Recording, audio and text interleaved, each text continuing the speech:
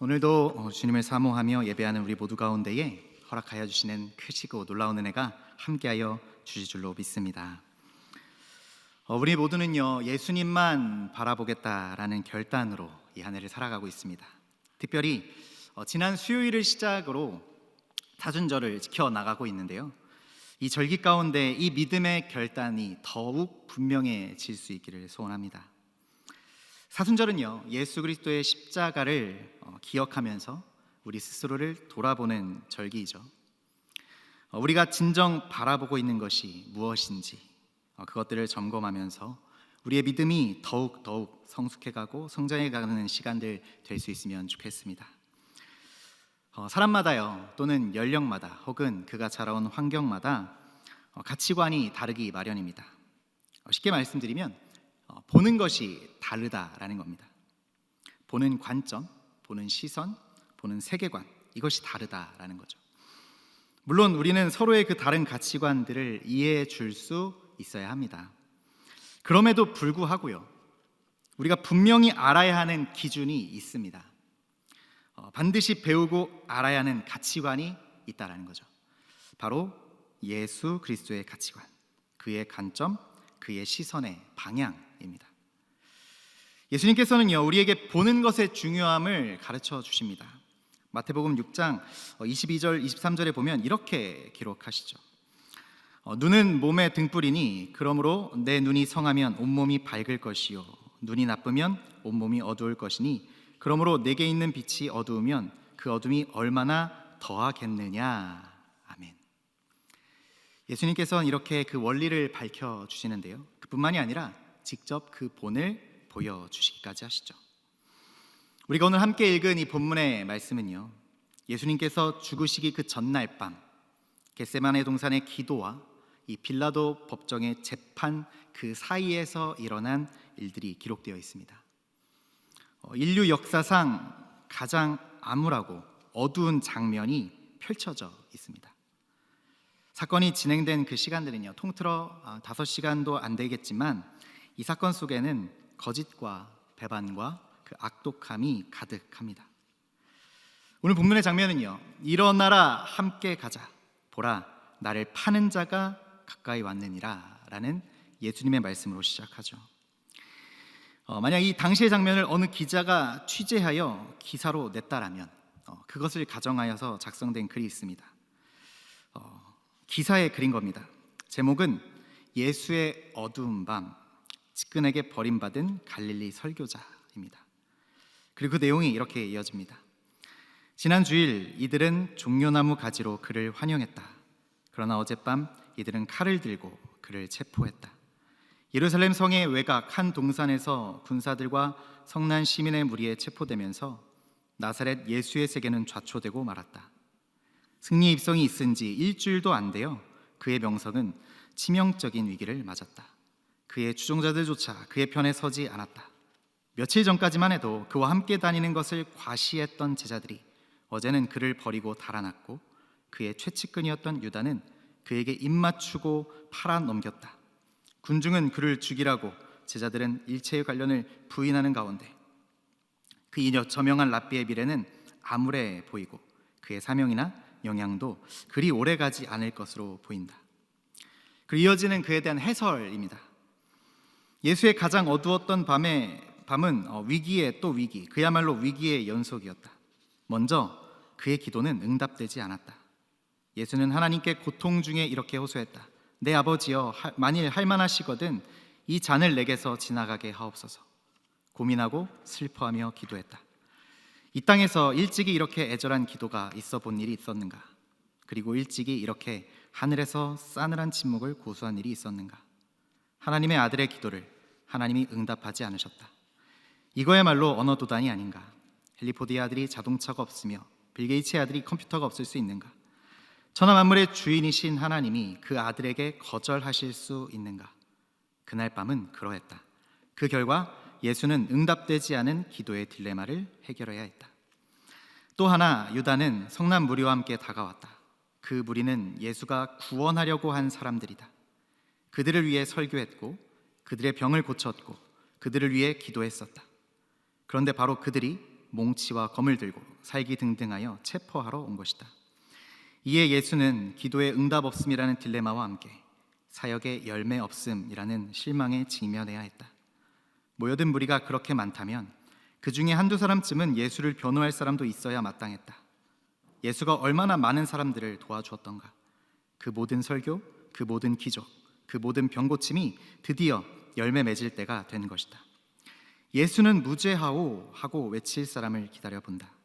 그러나 예수를 두둔하는 사람이 아무도 없다. 그들은 등을 돌린 것이다. 군중들은 그래도 용서할 수 있다. 왜냐하면 그들이 예수와 접촉한 시간은 너무도 짧았고 가벼웠다. 그들은 예수를 잘 몰랐을 것이다. 하지만 제자들은 그분을 잘 알았다. 그렇다고 그들이 예수를 변호하고 나섰는가? 아니다. 예수께서 삼키셔야 했던 가장 쓴 약은 제자들의 믿을 수 없는 배반이었다. 배반자는 유다만이 아니다. 이에 제자들이 다 예수를 버리고 도망하니라. 다라는 이 말에 엄청난 예수의 고통이 응어리져 있다. 요한도 갔다. 맙태도 갔다. 시몬도 갔다. 도마도 갔다. 다 갔다. 베드로가 내가 주와 함께 죽을지언정 주를 부인하지 않겠나이다 하고 이에 모든 제자도 이와 같이 말했을 때 다 충성을 맹세했다. 그리고 다 도망갔다. 온통 배반으로 점철되어 있는 밤이다. 인간적인 관점에서 예수의 세계는 무너져 내렸다. 하늘도 응답 없고 사람들의 도움도 없고 친구들의 의리도 없다. 예수의 어두운 밤은 그렇게 짙어만 갔다. 상상이겠지만 이 기자가 보고 있던 상황을 우리가 결과를 모르는 상태에서 똑같이 봤다라면요, 그리 다른 반응은 나오지 않을지도 모르겠습니다. 그러나 오늘 본문을 통해서요, 우리는 예수님이 보시는 것은 조금 다르다라는 것을 발견하게 됩니다. 우리가 보기엔 소망이라고는 조금도 없을 것 같은 그 깊은 절망의 순간, 예수님이 보시는 것은 조금 달랐다라는 거죠. 과연 그것이 무엇이었을까? 그 주님이 보신 것을 우리도 볼 수 있게 되기를 바랍니다. 예수님께서는 과연 무엇을 보셨을까요? 먼저는 악독함 속에서 선함을 발견하십니다. 아니요, 약속에서 선을 찾아내신 것이죠. 여러분, 이 가룟 유다에 대해서 어떻게 생각하고 계십니까? 어떤 인식을 하고 계십니까? 때론 어떤 사람들은 그가 선한 의도로 대의를 위해서 시작한 일인데 뜻밖의 결과를 낳은 것이 아닌가 얘기하기도 합니다. 원래 의도가 그렇지만은 않았을 거다라고 얘기하기도 하죠. 그러나 성서의 표현은요 꽤나 분명합니다. 요한복음 12장 6절에 보면요, 유다에 대해서 이렇게 서술하죠. 그는 도둑이라 돈깨를 맞고 거기 넣는 것을 훔쳐가미러라. 그가 도둑이다라고 아주 분명하게 그의 정체성에 대해서 이야기해 줍니다. 신기하게도 그는요, 하나님의 임재 안에 살면서도 그리스도의 그 수많은 기적을 체험하고서도 여전히 변화받지 못한 육에 속한 그리스도인이었죠. 친구이자 스승이셨던 예수님을 은전 30냥을 받고 대제사장에게 팔아 넘겨버립니다. 사실 그 가격만 생각해 봤을 때도요, 목숨값이 은 30냥이라니 좀 너무하다 싶기도 합니다. 유다는요, 아무리 잘 포장해 보더라도요 결국 배신자였다라는 것이죠. 그러나 예수님이요 그를 보신 것은 조금 달랐다는 겁니다. 오늘 본문 50절에 보면 예수님께서 자신을 잡으러 온 무리와 그 유다를 향하여서 이렇게 얘기합니다. 친구여, 내가 무엇을 하려고 왔는지 행하라. 예수님은 유다 안에서 친구로 불릴 만한 것을 찾으신 겁니다. 우리는요 상상이 도저히 가지 않죠. 그 처절한 배반의 순간, 날 배반한 그 당사자를 향하여서 친구여 부르시는 그 예수님의 모습을 우린 참 이해하기가 쉽지 않습니다. 그러나 예수님께서는 그 순간 유다에게서 친구를 보신 겁니다. 악인에게서 선한 친구를 발견하신 것이죠. 이 친구여라고 말씀하신 게요 결코 비아냥거리거나 비난하신 말이 아니라는 거죠. 악 속에서 선을, 배반자에게서 친구를 발견하신 그 예수님의 시선, 예수님의 그 사랑의 눈으로 우리도 바라볼 수 있기를 바랍니다. 유다가 죄가 없다는 것이 아니라 예수님은요 그날 밤 유다가 그저 혼자 그렇게 하는 것이 아님을 알고 계셨던 거죠. 즉 악한 세력에 붙잡혀 있는 나약한 가련한 그 자신의 친구를 발견한 겁니다. 예수님이 그 보신 눈이, 그 사랑의 눈이 우리에게도 반드시 필요한 것이죠. 예수님이 보셨던 그 시선이 우리에게도 필요합니다. 악함 속에서도 선한 이웃을 발견하는 그 사랑의 눈, 그 시선으로 우리도 이 세상을, 우리의 그 이웃을 바라볼 수 있어야 하는 것이죠. 우리에게 이웃이 어떻게 보여지고 있습니까? 여러분은 여러분의 이웃을 어떻게 바라보고 계신가요? 우리의 기준으로만 보면요, 우리의 시선으로만 보면요, 어쩔 수 없이 이해관계를 기준으로 보게 됩니다. 그런데요, 예수님의 시선으로, 그 사랑의 눈으로 그들을 바라본다면 분명히 보여지는 것이 있다는 겁니다. 그들에게도 그 주님의 사랑이 필요하다라는 사실이죠. 이웃을 향한 그 주님의 그 마음이요, 잃은 양을 찾으시는 목자의 마음과 같다라는 사실을 깨달을 수 있게 됩니다. 우린 이 마음을 기억하기 때문에 블레싱 브릿지 전도축제를 준비하고 있습니다. 바라기는 우리도 이 사순절 기간 가운데에 이 눈을 바로 떠서 주님의 마음으로 이 세상의 완악함 속에서도 주님이 찾으시는 그 선한 친구들을 발견하고 그들을 주님의 곁으로, 그 축복의 자리로 초청할 수 있기를 바랍니다. 예수님께서는요, 이처럼 악에서 선을 발견하신 것뿐만이 아니라 자신의 그 고통 가운데에서, 그 고통 속에서, 고난 속에서 뜻하심을 보셨습니다. 예수님의 관점은요, 거기에 맞춰져 있었지요. 고통 속에서 하나님의 뜻을 보고 읽어내는 것, 이것이 예수님의 시선이었습니다.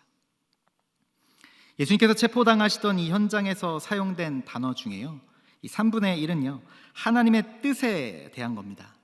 오늘 본문 53절에서 56절까지의 말씀을 우리 다시 한번 함께 읽어보시겠습니다. 오늘 본문 53절로 56절까지의 말씀 함께 읽겠습니다. 너는 내가 내 아버지께 구하여 지금 12군단 더 되는 천사를 보내시게 할 수 없는 줄로 아느냐? 내가 만일 그렇게 하면 이런 일이 있으리라 한 성경이 어떻게 이루어지겠느냐 하시더라. 그때에 예수께서 무리에게 말씀하시되 너희가 강도를 잡는 것 같이 칼과 몽치를 가지고 나를 잡으러 나왔느냐? 내가 날마다 성전에 앉아 가르쳤으되 너희가 나를 잡지 아니하였도다. 그러나 이렇게 된 것은 다 선지자들의 글을 이루려 함이니라 하시더라. 아멘.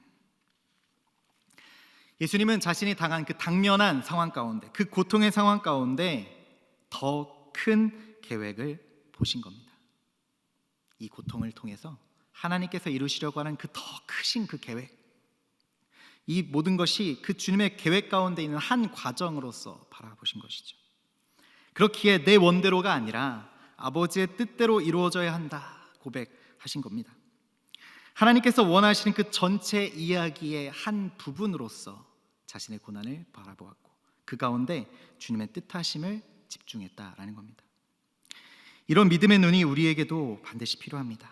어려움과 고통 속에서 하나님의 뜻을 보는 거죠. 예수님께서는 자신 앞에 닥쳐온 이 폭풍우와 같은 이 고난 속에서 그 후에 이루어질 맑게 개어져 있는 하늘과 십자가의 고통 그 너머에 있을 온 인류 구원의 뜻을 보셨다는 겁니다. 예수님의 고난이요, 이처럼 예언을 성취하시기 위해 필요한 것이었습니다. 주님의 그 십자가 희생은요, 율법을 성취하여서 우리를 구원하시기 위해 반드시 필요한 것이었죠. 이와 같은 시선으로 그래서 그 고난을 바라보았을 때 그 하나님의 뜻을 발견하게 되고 그 뜻에 자신을 맞춰 드릴 수 있으셨던 것이죠. 구약성경에 나오는 요셉도요, 자신의 고난 가운데 하나님의 뜻을 봅니다. 창세기 50장의 말씀을 보면 아버지 야곱이 이제 죽고 난 뒤에 요셉의 형제들이요 이제 걱정이 되기 시작합니다. 이제 아버지가 돌아가셨으니 아버지 눈치를 볼 필요가 없으니 요셉이 과거의 일을 가지고 자신들이 요셉에게 저질렀던 그 악한 행위들을 가지고 복수는 하지 않을까, 그렇게 걱정하기 시작합니다. 그래서 먼저 제발이 저려서 요셉을 찾아가죠. 그래서 말합니다. 생전에 아버지께서 내 형들의 허물과 죄를 용서하라고 하셨다고, 그러니 그 죄를 용서해달라고 요청합니다. 그런 형들의 행동에 요셉이 울음을 터뜨리죠. 그리고 이렇게 고백하게 됩니다.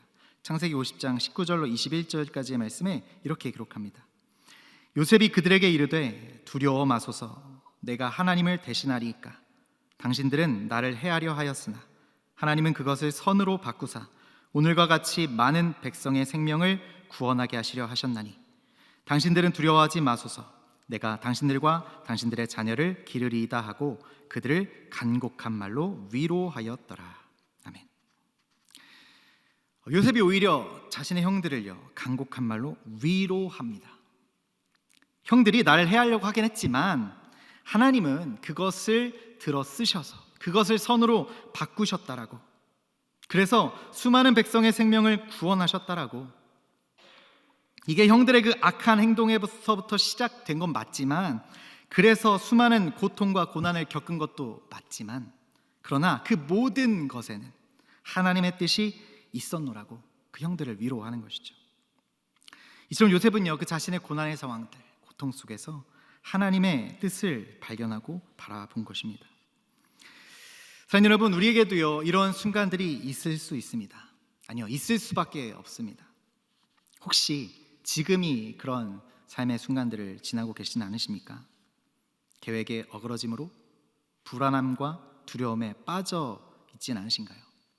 바라기는 그 순간 가운데 우리의 시선이 그 고통과 그 상황에 집중되는 것이 아니라 그 가운데 있는 그 하나님의 뜻을 보게 되기를 간절히 바랍니다. 예수님과 닮은 이 믿음의 눈을 소유함으로 우리도 우리의 그 모든 상황들 가운데 하나님의 뜻하심을 발견하고 그 뜻에 우리의 삶이 맞춰져 갈 수 있는 저 여러분 모두 되어지기를 간절히 주님의 이름으로 축원합니다. 마지막으로요, 예수님은요 그런 문제 속에서도요 하나님의 임재를 발견하십니다. 12군단의 천사를 보셨습니다. 문제 속에서 하나님의 그 동행하심, 그 임재하심을 보는 것, 이 믿음의 눈이요 예수님의 눈, 예수님의 시선이었다는 거죠. 오늘 본문에 있는 장면입니다. 그들이 나와 예수께 손을 대어 잡는지라 예수와 함께 있던 자 중에 하나가 손을 펴 칼을 빼어 대제사장의 종을 쳐 그 귀를 떨어뜨리니 이에 예수께서 이르시되 내 칼을 도로 칼집에 꽂으라. 칼을 가지는 자는 다 칼로 망하느니라. 예수님께서 체포당하시는 장면을 본 곁에 섰던 제자 한 사람이 칼로 대제사장의 종을 공격합니다. 그래서 귀를 떨어뜨렸죠. 요한복음에서는요 이 귀떨어진 종의 이름을 말고라고 하고요, 누가복음에서는 예수님이 그 떨어진 귀를 다시 붙여주시는 장면이 나오기도 합니다. 오늘 본문에선 예수님이 이 상황에서 이렇게 말씀하시죠. 53절과 54절의 말씀 우리 다시 한번 같이 한번 읽어보시겠습니다. 53절과 54절의 말씀 함께 읽겠습니다. 너는 내가 내 아버지께 구하여 지금 12군단 더 되는 천사를 보내시게 할 수 없는 줄로 아느냐? 내가 만일 그렇게 하면 이런 일이 있으리라 한 성경이 어떻게 이루어지겠느냐 하시더라. 아멘. 너는 내가 내 아버지께 구하여서 지금 당장이라도 12군단이 더 되는 천사들을 보내시게 할 수 없는 줄로 아느냐? 이 말씀 가운데요 문제 속에서도, 문제의 순간에서도 함께 하고 계신 그 하나님을 보고 계시는 주님의 눈을 발견하게 됩니다. 문제 속에서도요 하나님의 임재를 바라는 겁니다. 구약시대도 비슷한 이야기가 있죠. 아람 왕이 이스라엘과 더불어서 전투를 했습니다. 그런데 아람의 작전이요 그 어느 것도 통하지 않습니다. 어떤 작전을 시도해도요 매번 족족 실패하는 겁니다. 전투에서 계속 지게 되는 거죠. 이유를 알아보니까요 그 이유가 하나님의 사람 엘리사가 있기 때문이라는 것을 알게 됩니다. 아람 왕이 밀실에서 작전을 짜서 계획을 한다 할지라도 엘리사가 그 모든 것을 다 알고 이스라엘 왕에게 말해주니까요 도저히 이길 방법이 없었다는 거죠. 답답했던 아람 왕이 결국은 엘리사를 먼저 잡으려고요 도단으로 말과 병거와 또 수많은 병사들을, 군사들을 보냅니다. 엘리사를 먼저 제거해야만 이 싸움에서 이길 수 있겠다 판단한 것이죠. 열왕기하 6장 15절로 17절의 말씀에 그렇게 그 둘러싸여져 있는 병사들을 향하여서 엘리사가 고백했던 내용들이 나옵니다. 열왕기하 6장 15절로 17절까지의 말씀을 제가 읽어드립니다. 하나님의 사람의 사환이 일찍이 일어나서 나가보니 군사와 말과 병거가 성읍을 에워쌌는지라. 그의 사환이 엘리사에게 말하되 내 주여 우리가 어찌하리이까 하니 대답하되 두려워하지 말라. 우리와 함께한 자가 그들과 함께한 자보다 많으니라 하고 기도하여 이르되 여호와여 원하건대 그의 눈을 열어서 보게 하옵소서 하니 여호와께서 그 청년의 눈을 여심해 그가 보니 불말과 불병거가 산에 가득하여 엘리사를 둘렀더라. 이 장면 가운데요, 똑같은 것을 보는 상황인데 이 사환과 엘리사가요 다른 것을 봅니다. 사환은 볼 수 없었지만 엘리사는 문제 앞에서 하나님의 군대를 발견하죠. 그래서 눈을 열어 사환의 눈에도 보이게 해달라고 하나님께 기도합니다. 그랬더니 산에 가득한 불말과 불병거가 보이게 되었습니다. 이제 그들을 둘러싼 그 아람의 병사들은, 그 병거들은 문제가 아니게 된 것이죠. 여러분, 이것이 우리의 기도가 되어야 합니다. 오늘 이 저녁에 우리도 우리의 삶을 에워싸는 그 고통의 문제와 그 절망 가운데서 하나님께서 우리의 눈도 열어주시기를 기도하면 좋겠습니다. 그 기도 가운데 예수님께서 12군단이나 되는 천사들을 본 것처럼, 엘리사가 불말과 불병거를 본 것처럼 하나님의 임재를 기억하고 바라볼 수 있는 저 여러분 못 되어지시기를 간절히 바랍니다. 하나님께서 우리를 위하시고 우리를 사랑하시는데 그 무엇이 우리를 하나님의 사랑에서 끊을 수 있으리요? 그 무엇이 우리를 넘어뜨리거나 좌절시킬 수 있겠습니까? 하나님의 그 임재하심을 눈을 열어 보시는 저 여러분 못 되어지기를 간절히 주님의 이름으로 축원합니다. 말씀을 정리하겠습니다. 사랑하는 여러분, 우리의 시선은 과연 무엇을 보고 있습니까? 아니요, 여러분은 무엇을 보고자 하십니까? 우리의 시선이요, 우리에게만 머물러 있으면요, 그 한계는 너무 명확합니다. 한계가 너무 분명하죠. 하지만 우리가 바라보기로 결단한 예수님, 그 예수 그리스도의 시선과 그 관점을 가지게 되면 우리가 느꼈던 그 한계는 의미가 없어집니다. 왜요? 우리는 측량할 수 없는 주님의 그 놀라운 역사가 시작되기 때문이죠. 사랑하는 여러분, 특별히 이 사순절의 시간들을 보내면서 우리 예수님이 보신 것들을 우리도 볼 수 있게 되기를 소원합니다. 우리의 시선을 하나님께서 바꾸어 주시기를 기도합니다. 악 속에서 선을 보며 고통 속에서 하나님의 뜻을 보고 문제 속에서 하나님의 임재를 보는 그 믿음의 눈, 그 시선을 가지고 이 땅 가운데 믿음으로 승리하시는 우리 모두가 될 수 있기를, 우리 모든 종교가 되시기를 간절히 예수 그리스도 이름으로 축복합니다.